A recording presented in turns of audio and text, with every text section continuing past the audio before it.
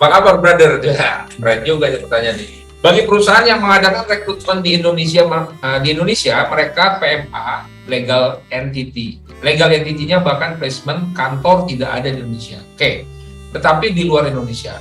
Karena sifat kerjanya hybrid, pertanyaannya, bila ada isu masalah IR, di mana arah karyawan harus WNI ini? Ini keren pertanyaan, banyak nih kayak gitu. Seru nih. Ada saya sepupu saya juga seperti ini nih posisinya nih, keren juga. Thank you Mr. Andi Situmorang. Nah, jadi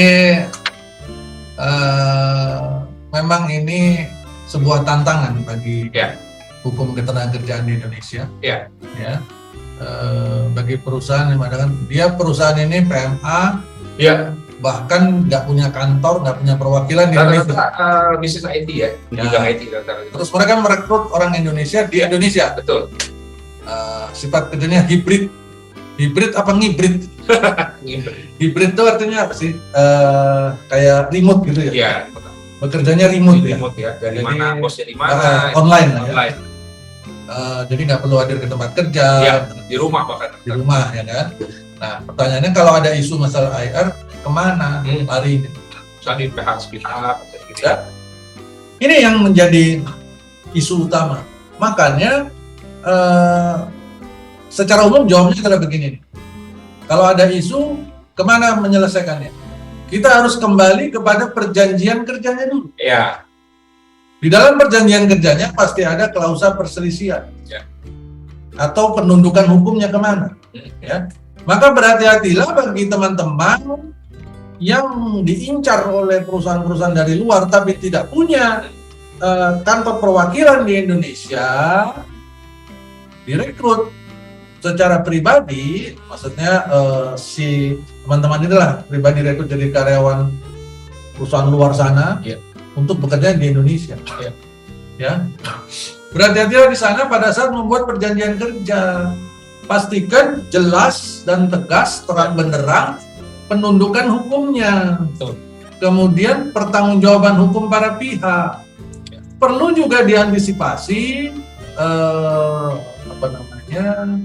dalam hal terjadi perselisihan, larinya jurisdiksi hukumnya kemana? Jurisdiksi hukumnya kemana? Yang ngeri adalah banyak sekali karyawan di luar sana yang secara teknis itu pinter-pinter, ya, kompetensinya jago-jago dalam konteks pekerjaan, maka dia direkrut langsung dari luar sana.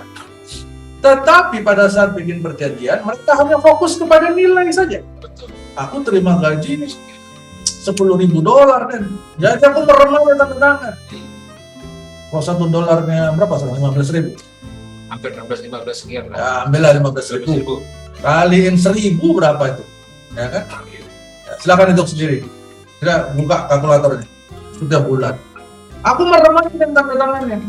Ya, tapi dia tidak sadar resikonya sangat tinggi.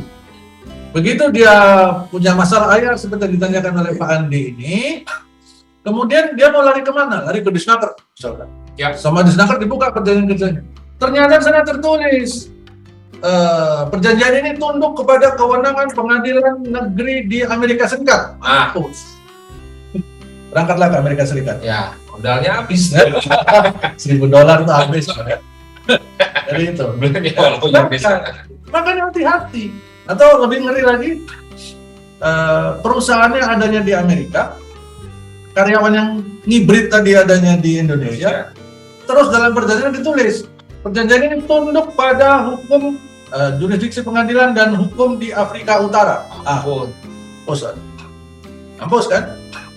Itu bikin perjanjian seperti itu. Makanya hati-hati di sana. Hati-hati. Ya, masalah penundukan hukum, masalah potensi perselisihan, masalah jurisdiksi hukum ini bisa saja muncul secara terang-terangan dalam sebuah pasal, bisa saja itu muncul secara sembunyi-sembunyi. Maka hati-hati Bapak Ibu. Ya, hati-hati di poin ini. Kalau sudah terlanjur tanda tangan, memang akhirnya kita mau nggak mau harus ikut. Secara hukum ya kita harus ikut isi perjanjiannya. Kalau perjanjiannya bilang tunduk pada pengadilan atau state court di Kansas misalkan, atau di Las Vegas, nah ya sudah, siapkan koper, beli tiket, urus visa ke Las Vegas. Berangkat ke sana ke Disneyland Las Vegas.